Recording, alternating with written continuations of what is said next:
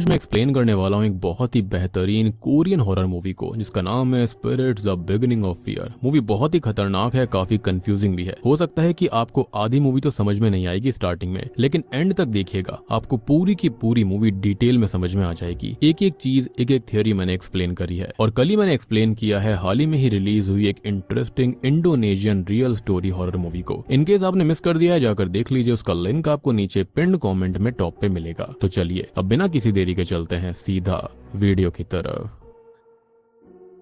तो मूवी की शुरुआत में हम एक कोरियर वाले व्यक्ति को देखते हैं जो कि एक पुराने घर से एक पार्सल को उठाता है। अब ये घर एक पहाड़ी पर था, अबैंडन था, खाली था और काफी पुराना था। खैर वो कोरियर वाला उस पार्सल को उठाकर डिलीवर करने चला जाता है। डिलीवरी के एड्रेस पर पहुंचकर कोरियर वाला पार्क नाम के एक आदमी को कॉल करता है और वो पार्क से बात करता है कि वो कोरियर लेकर उसके घर के बाहर खड़ा हुआ है, लेकिन पार्क वहां नहीं था। तो वो उसे उस पार्सल को घर के अंदर रखने के लिए बोल देता है। अब कोरियर वाला घर के अंदर जाता है और उस घर के अंदर हर तरफ बड़ी बड़ी घास उग गई थी और वो घर भी बहुत ज्यादा पुराना था। खैर घर के अंदर कोई भी नहीं था, इसलिए कोरियर वाला उस पार्सल को घर के अंदर रख देता है। लेकिन अचानक वो बहुत ज्यादा डर जाता है, जैसे उसने कोई भूत देख लिया हो। अब वो जल्दी से बाहर भागकर आ जाता है और प्लेटफॉर्म के नीचे छिप जाता है। अब थोड़े वक्त तक तो उसे कुछ नहीं होता, लेकिन अचानक से उस प्लेटफॉर्म से एक लेडी का भूत अपना सर नीचे करता है और तभी सीन ली जैंग नाम की एक लेडी की तरफ आता है। वो काफी डरी हुई थी क्योंकि उसे कुछ वक्त से काफी डरावने सपने आ रहे थे। खैर अब ली जैंग जो होती है वो एक थेरेपिस्ट के पास जाती है। वो उसे सारी बात बताती है कि उसे कैसे कैसे सपने आते हैं। वो बोलती है कि उसे ये सपने अक्सर आते रहते हैं, लेकिन जब वो जाग जाती है तो उसे समझ में नहीं आता कि वो सपने थे या फिर असलियत थी। खैर वो बताती है कि कल रात उसने सपने में अपने हस्बैंड को खत्म होते देखा। वो ये बोलती है कि उसने सपनों के अंदर एक लेडी को देखा था जो कि अजीब सी विस्पर करती है और वो एक अबैंडन्ड घर के हर एक कॉर्नर में रहती है। देन वो अचानक से घर के अंधेरे में गायब भी हो जाती है। खैर अब डॉक्टर उससे उस लेडी के बारे में पूछता है कि वो कौन है, लेकिन हमें इसका कोई जवाब नहीं मिलता। एनीवेज इसके बाद हम ली जैंग के हस्बैंड जिन को देखते हैं जो कि एक real estate agent mister park के पास जाता है क्योंकि वो एक नए घर की तलाश में थे। और शुरुआत में हमने डिलीवरी वाले को पार्क से ही बात करते हुए सुना था। अब ये वही पार्क है या फिर नहीं, तो इसके बारे में तो हमें आगे ही जानने को मिलेगा। और मुझे यही पता है कि आपको यहाँ पर कंफ्यूजन हो रही होगी कि अगर यहाँ पर ली जैंग को सपना आया था कि उसका पति मर गया है, तो यहाँ पर ये कोरियर वाला कौन था। खैर अब पार्क जो होता है वो जिन को बताता है उसी पहाड़ी वाले पुराने घर के बारे में कि उसे बेचने का ऑफर आया है और वो बहुत ही चीप भी है, लेकिन जिन को घर की ओनर के साथ एक कॉन्ट्रैक्ट साइन करना होगा। और तभी जिन वॉल पर एक कैलीग्राफी देखता है जिसका मतलब था डाउट। अब घर जाकर जिन ये सारी बात ली को बताता है, लेकिन वो इस बात को सुनकर ज्यादा खुश नहीं थी क्योंकि वो नहीं चाहती थी कि जिन नए घर पर पैसे बर्बाद करे। लेकिन उसका ये कहना था कि वो उस घर को सस्ते दाम में खरीद लेगा और उसे रेनोवेट करेगा, बेच देगा, जिससे उसको प्रॉफिट होगा। अब इसके लिए ली भी मान जाती है। अब रात को ली को फिर से वही सपने आते हैं और सुबह होते ही जिन भी उस घर के कॉन्ट्रैक्ट को साइन करने के लिए चला जाता है। रास्ते में जिन एक बूढ़े व्यक्ति से उस घर का पता पूछता है, लेकिन वो जिन को बस इतना बोलता है कि वो घर हॉन्टेड है और फिर वो बूढ़ा व्यक्ति वहाँ से चला जाता है। खैर जिन फिर कार में बैठकर उस घर की तरफ निकल पड़ता है। अब ऐसे ही जिन उस घर के बैकयार्ड में पहुंच जाता है और वो घर बहुत ही ज्यादा क्रीपी था और मूवी की शुरुआत में यहीं से उस कोरियर वाले ने उस पार्सल को उठाया था। खैर जिन को भी डर लग रहा होता है कि तभी वहाँ पर सफेद कपड़े पहनी हुई एक लेडी आती है जो कि उस घर की ओनर थी। वो लेडी अब कुछ भी नहीं बोल रही थी, इसलिए जिन उसे कॉन्ट्रैक्ट के बारे में सब बता देता है। फिर वो लेडी जिन को अंदर लेकर जाती है और जिन उस लेडी को सारी बात डिटेल में समझाता है। अब वो लेडी बदले में एक हल्की सी स्माइल देती है जो कि काफी क्रीपी थी। फिर वो जिन को एक एप्पल खाने के लिए देती है और जैसे ही जिन उस एप्पल को खाता है तो उसे उसका टेस्ट काफी गंदा सा लगता है, तो वो उस एप्पल को नीचे रख देता है। अब वो लेडी जिन को और भी ज्यादा अजीब लगने लगी थी और जिन को रास्ते में मिले उस ओल्ड मैन की बात भी याद आ जाती है कि ये घर हॉन्टेड है और इसके चलते जिन वहां से जाने लगता है क्योंकि रात काफी हो गई थी। और अब वो ये कहता है कि वो वहां पर कल सुबह आकर कॉन्ट्रैक्ट को साइन करवा लेगा। अब तभी जिन जल्दी से कार में बैठकर कार को शुरू करने की कोशिश करता है, लेकिन कार शुरू ही नहीं होती। तभी वहां पर वो लेडी भी आ जाती है और वो जिन को बताती है कि वहां पर कोई मैकेनिक नहीं है और रात को वहां से जाना सेफ भी नहीं होगा। खैर अब मजबूरी में आकर जिन आज की रात को कार में ही बिताने का फैसला लेता है और वो लेडी जिन को एक लालटेन लाकर देती है, जिसके बाद वो वहां से चली जाती है। अब उसके जाने के बाद जिन को और भी ज्यादा डर लग रहा था, इसलिए वो लालटेन लेकर घर के अंदर जाता है। मीनवाइल हम पार्क को भी देखते हैं जो कि किसी बॉडी को दफना रहा था, यानी कि वो सेफ व्यक्ति तो बिल्कुल भी नहीं है। खैर अब जिन अंदर जाकर देखता है कि वो घर वैसा बिल्कुल भी नहीं था जैसा कि थोड़ी देर पहले था, और वहाँ पर रखा हुआ सेब भी सड़ चुका था जो कि जिन ने चखा था। और ये सब देखकर तो उसका दिमाग इतना खराब हो चुका था जिसके चलते उसके पसीने छूट जाते हैं। अब वो घर को और एक्सप्लोर करता है और उस लेडी को ढूंढता है कि तभी उसे किसी के रोने की आवाज सुनाई देने लगती है। और जब वो आवाज का पीछा करता है तो वो एक रूम के अंदर पहुंच जाता है जहाँ पर उसे वही लेडी दिखाई देती है जो कि वहाँ पर मरी पड़ी थी, यानी कि उसकी लाश थी। और सबसे बड़ी बात कि उस लेडी की लाश को किसी ने घास से ढका हुआ था। ये सब देखकर जिन बहुत डर जाता है और जल्दी से भागकर अपनी कार में वापस बैठ जाता है। उसे लग रहा था कि वो सेफ है, लेकिन तभी वो देखता है कि उस लेडी का भूत उसके साथ वाली सीट पर बैठा हुआ था। खैर अब अगला सीन जिन की बीवी ली पर शिफ्ट होता है और उसने ये सारा कुछ अपने सपने में देख लिया था। अब ली को जिन की फिक्र होने लगी थी, इसलिए वो जिन के बारे में पता लगाने के लिए पार्क के पास ही जाती है। लेकिन पार्क का ये कहना था कि जिन तो कॉन्ट्रैक्ट के सिलसिले में उस हिल वाले घर के ओनर से मिलने गया है। अब जब ली उससे उस घर का पता पूछती है तो पार्क ये कह देता है कि वो पता उसके पास नहीं है, जिसके बाद ली वहाँ से चली जाती है। और हम जानते हैं कि पार्क यहाँ झूठ बोल रहा था। उसके जाने के बाद पार्क उस पुराने घर में जाता है और जिन को उसकी कार में मरा देखता है। फिर ली पुलिस के पास जाती है और वहाँ पर ली को असिस्ट करने के लिए डिटेक्टिव चॉय आता है। अब डिटेक्टिव चॉय ली को बताता है कि जहां पर उसका हस्बैंड गया था वहां से पहले भी 8 लोगों के मिसिंग होने के केसेस मिले थे। चॉय कहता है कि ली को कुछ और घंटे इंतजार करना होगा और उसके बाद ही वो ली का केस ऑफिशियली ले सकता है। फिर चॉय अपने पार्टनर डिटेक्टिव शू को ये सारी बात बताता है। शू चॉय को कहता है कि जिस केस की बात चॉय कर रहा है वो 30 साल पुराना है, जिसके अंदर एक लेडी और एक real estate agent prime suspect थे इसमें, और किसी को भी मिसिंग पर्सन की डेड बॉडीज तक नहीं मिली और केस क्लोज हो गया। खैर अब हम फिर पार्क को देख पाते हैं जो कि उस पुराने घर में जाता है और वहां पर वो रखा हुआ पार्सल ओपन करता है जिसके अंदर उसे किसी की अस्थियां मिलती हैं, यानी कि एशेज। फिर पार्क उसे देखकर बहुत ही ज्यादा डर गया था। जिसके बाद हमें फिर से ली को दिखाया जाता है जिसे अपने सपने में जिन दिखाई देता है। फिर जब ली उठती है तो उसे अपने रूम के अंदर जिन दिखता है जो कि असल में उसकी स्पिरिट थी। ली जिन से पूछती है कि वो कहाँ पर था तो वो कहता है कि वो थक गया है और फिर वो सोने चला जाता है। अब ली भी उसके पास जाकर सो जाती है, लेकिन रात को अचानक से जिन रोने लगता है और वो वहाँ से उठकर कहीं जाने लगता है। ली देखती है कि जिन ली के लिए उस पहाड़ी वाले घर का कॉन्ट्रैक्ट छोड़कर गया था। अब ली जल्दी से उसका पीछा करती है और पीछा करते हुए रास्ते में ली देखती है कि उसका भी कोई पीछा कर रहा था, तो वो जल्दी से वहां पर भागने लगती है। अब ऐसे ही जिन का पीछा करते हुए ली उसी पुराने घर में पहुंच गई थी जहां पर पार्क रहता है। खैर अंदर वो घर को एक्सप्लोर करती है लेकिन उसे जिन कहीं नहीं मिलता। तभी उसके सामने अचानक से पार्क आ जाता है और उसको देखकर ली बहुत डर जाती है। अब वो जल्दी से उस घर से दूर भागती है और बाहर जाकर वो ये सारी बातें डिटेक्टिव चॉय को कॉल करके बता देती है। डिटेक्टिव चॉय कहता है कि पार्क बहुत डेंजरस इंसान है और वो ली को पार्क से दूर रहने के लिए कहता है।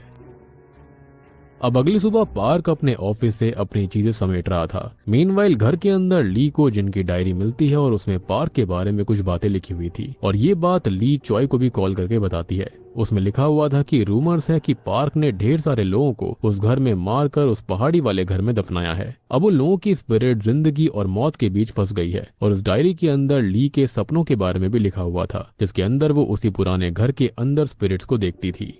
मीनवाइल हम देख पाते हैं कि चॉय उस पुराने घर के अंदर जिन को ढूंढने के लिए निकल जाता है। इधर ली के घर के अंदर पार्क जबरदस्ती घुस गया था और वो ली से पूछता है कि वो कल रात उस घर में क्या कर रही थी, तो वो बताती है कि जिन कल रात घर आया था और वो उसे उस घर तक लेकर गया। ये बात सुनकर पार्क बिल्कुल हैरान रह जाता है और वो पक्का यहाँ पर ली को मार देता अगर ली चॉय की कॉल पिक ना करती तो। खैर अब जैसे ही चॉय का कॉल आता है तो पार्क वहाँ से निकल जाता है क्योंकि उसके चलते पहला सस्पेक्ट वही होता जिसके चलते उसे पकड़ लिया जाता। और बाद में ली ये सारी बातें भी चॉय को बताती है। चॉय कहता है कि ली को और ज्यादा ध्यान रखना होगा। अब ऐसे ही उस पुराने घर के अंदर जिनको ढूंढते हुए चॉय को उस कोरियर वाले की बॉडी मिलती है। मीनवाइल रात को पार्क अपने सारे डॉक्यूमेंट्स जला देता है और वो चारकोल से दीवार पर वही डाउट वाली कैलीग्राफी बनाकर उस पर अपना सर पटकने लगता है। तभी रात को ली को अपने रूम के अंदर कोई दिखाई देता है जो कि अपना सर दरवाजे पर मार रहा था, वो भी बार बार, लेकिन फिर वो अचानक से गायब हो जाता है।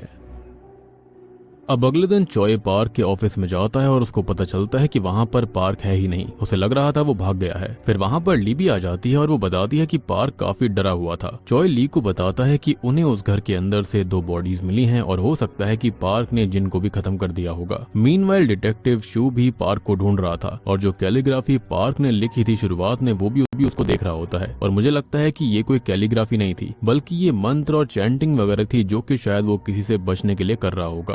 अब ये बात सुनकर ली खुद उस पहाड़ी वाले घर में जाती है। वो पूरे घर को एक्सप्लोर करने लगती है और फिर वो एक रूम के अंदर पहुंच गई थी जहाँ पर असल में शुरुआत में जिन ने उस लेडी की बॉडी को देखा था जो कि घास के अंदर थी। और क्योंकि ली ने भी वो सब अपने सपने के अंदर देख रखा था तो वो वहाँ की रखी हुई घास को हटाने लगती है, लेकिन वहाँ पर कुछ नहीं होता। तभी पीछे से पार्क आकर ली का दम घोटने लगता है और उसने लगभग उसको खत्म कर ही दिया था कि तभी वहाँ पर कोई आ जाता है और पार्क उसे देखकर इतना डर जाता है कि वहाँ से वो भाग जाता है। और ये बूढ़ा व्यक्ति वही था जिसने कि जिन को उस हॉन्टेड घर में जाने के लिए मना करा था। खैर पार्क जो होता है वो नीचे चला गया था और नीचे उसके पीछे वही लेडी खड़ी हुई थी, लेकिन इस बार उसकी आंखें पूरी तरह से काली थी और वो पार्क के पास चलकर आती है और उसको खत्म कर देती है। खैर अब ऊपर हम उसी बूढ़े व्यक्ति को देख पाते हैं जो कि यहाँ पर ली को ये बताता है कि उसका हस्बैंड खत्म हो चुका है और उसकी बॉडी उस पुराने घर के अंदर दफन है। वो बताता है कि वहीं पर ली को अपने हस्बैंड की बॉडी मिलेगी और पार्क ने बाकियों को भी वहीं दफनाया है, यानी कि पार्क ने बहुत सारे लोगों को मारा था। ली अब जल्दी से पार्क के वहां पर जाती है और वहां हम उस लेडी के गोस्ट को भी देख पाते हैं जो कि अंधेरे में कहीं गायब हो जाती है। अब ली वहां पर जिन की बॉडी ढूंढने लगती है और वहां पर थोड़ा और ढूंढने पर उसे फ्रेश खोदी हुई जमीन मिलती है। उसे लगता है कि वहीं पर ही उसकी बॉडी को दफनाया गया होगा। अब उस जगह को खोदने पर उसे अपने हस्बैंड की डेड बॉडी तो नहीं मिलती, लेकिन उसको जो बॉडी मिलती है वो थी उसकी खुद की। जी हाँ, जिससे कि वो बहुत ही ज्यादा शॉक्ड हो जाती है और अब वो अपने आप को ही वहां पर देखकर बहुत ही ज्यादा दुखी हो जाती है। यानी कि जो अब तक वो समझ रही थी कि वो जिंदा है, वो असल में जिंदा थी ही नहीं, वो खुद एक स्पिरिट थी। और इससे एक बात और साबित हो जाती है कि चॉय स्पिरिट्स को देख सकता था। फिर हम चॉय को देखते हैं जो कि उस पहाड़ी वाले घर में हुई मिसिंग केसेस के विक्टिम्स की लिस्ट को चेक कर रहा था और उसको पता चलता है कि उस लिस्ट के अंदर ली और उसके हस्बैंड जिन का भी नाम था। जी हाँ, जिसके बाद चॉय एक वीडियो को देखता है जहाँ पर ली अपने थेरेपिस्ट के साथ होती है और एक सेशन की वीडियो थी। यहाँ पर हमको पूरी बात समझ में आती है। जब डॉक्टर ने ली से उस लड़की के बारे में पूछा था तो ली बताती है कि वो लड़की एक आत्मा है, यानी कि स्पिरिट, जो कि बहुत टाइम पहले खत्म हो चुकी है और वो कभी भी उस लेडी का चेहरा नहीं देख पाती। इसका मतलब ये था कि वो लेडी जो कोई भी है उसकी जो आत्मा है वो एक वेंजफुल स्पिरिट बन चुकी है। अब यहाँ अचानक से चॉय को अपने सामने वही लेडी का गोस्ट दिखाई देता है जो कि दिखने में हमको बिल्कुल ली की तरह दिख रहा था। खैर अगले ही पल वो गायब भी हो जाती है। फिर चॉय के पास में उसका असिस्टेंट आता है और वो चॉय को बताता है कि ली और जिन तो 30 साल पहले ही मारे गए थे। जी हाँ, वो ये बोलता है कि 30 साल पहले असल में 8 लोग उस घर के अंदर मारे गए और पार्क पर रियल एस्टेट फ्रॉड के चार्जेस भी लगे हुए थे। वो ये भी बोलता है कि पार्क ने ही उन 8 लोगों को मारा था। वो बोलता है कि जो लोग भी खत्म हुए थे उन्होंने इनिशियली वो घर खरीदा और उनमें से एक चॉय के पिता भी थे। जी हाँ, यानी कि वो बूढ़ा व्यक्ति कोई और नहीं बल्कि शायद से चॉय के पिता ही होंगे। लेकिन अब चॉय को यहाँ पर कुछ भी समझ में नहीं आ रहा था कि अगर ये 30 साल पहले मारी जा चुकी है तो उसके सामने वो अभी तक कैसे दिख रही थी।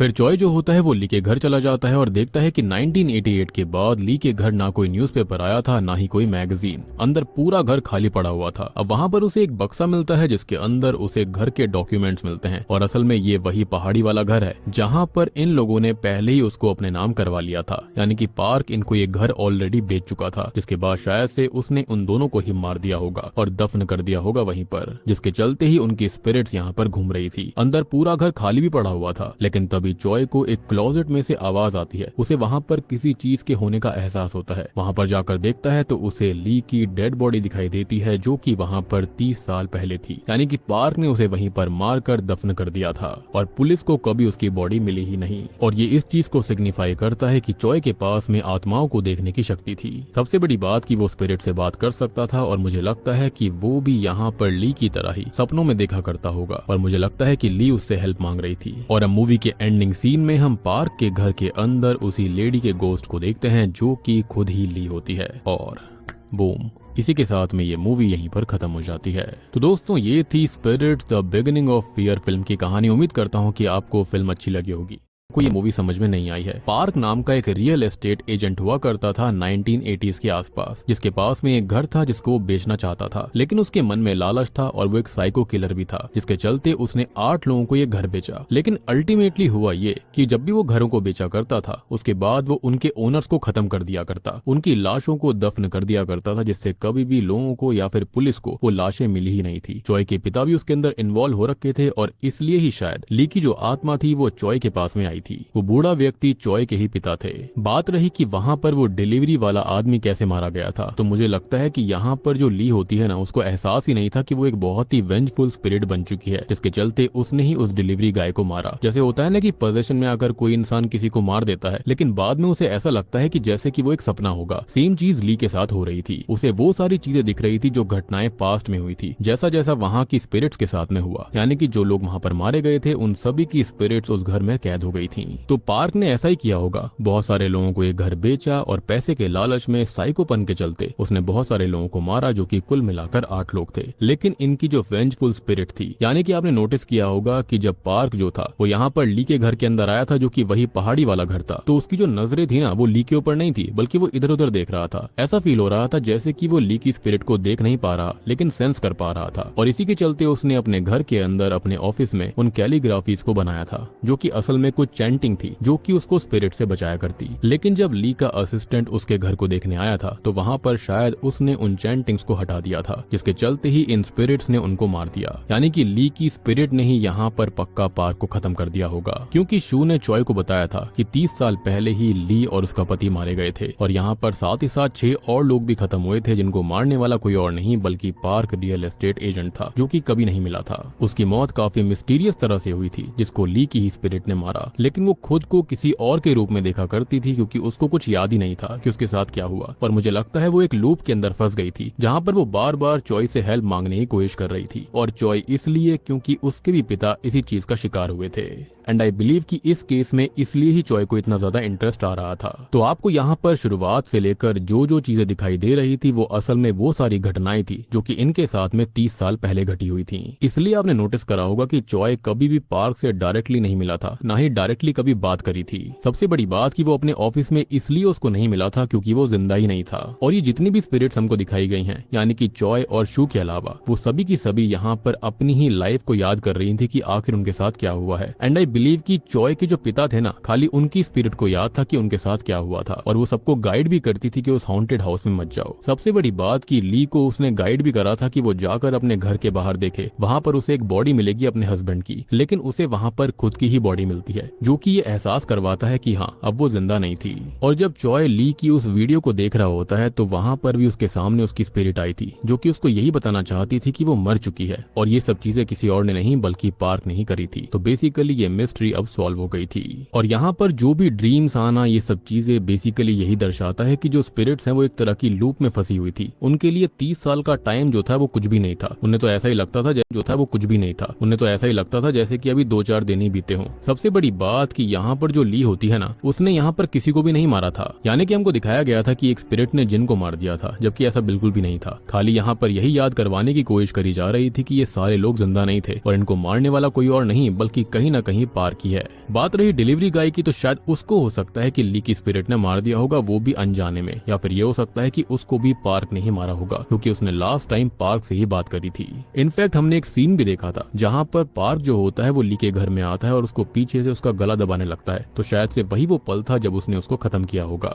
और इस बात का सबसे बड़ा सबूत ये है कि वो जो लेडी की स्पिरिट थी जिसने जिन को खत्म किया, या फिर जिस लेडी के साथ में हमने उसको देखा था, वो असल में ली खुद थी। तो आपने नोटिस किया होगा कि उसने जिन को खाने के लिए एक सेब दिया था, और वैसे ही सेम एप्पल्स हमने ली के घर के अंदर भी देखे थे। तो जितना भी ली से जुड़ा हुआ जो भी हमको सिनेरियो दिखाया गया है, वो सारी की सारी वो यादें हैं जो कि पार्क ने सब कुछ करा था। और यहाँ पर जो पार्क था वो भी खत्म हो चुका था और उसकी स्पिरिट भी इसी लूप के अंदर फंसी हुई थी। उसको बार बार एहसास होता कि उसने क्या किया था, जिसके बाद उसे ली की स्पिरिट ने ही खत्म किया। और यहाँ पर खाली प्रेजेंट में 2 जिंदा इंसान थे, जो कि थे चॉय और उसका असिस्टेंट शू। और हाँ, मेरे हिसाब से यहाँ पर मुझे ऐसा लगता है कि इस मूवी के अंदर खाली 2 या 3 ही घर थे। आप कंफ्यूज मत होना। यहाँ पर जो मेन हाउस है जो कि ली ने एंड में खरीदा था, मुझे लगता है जो एंड बायर रहा होगा वो खाली ली ही थी। यानी कि 8 विक्टिम्स में फाइनल विक्टिम्स वही रहे होंगे।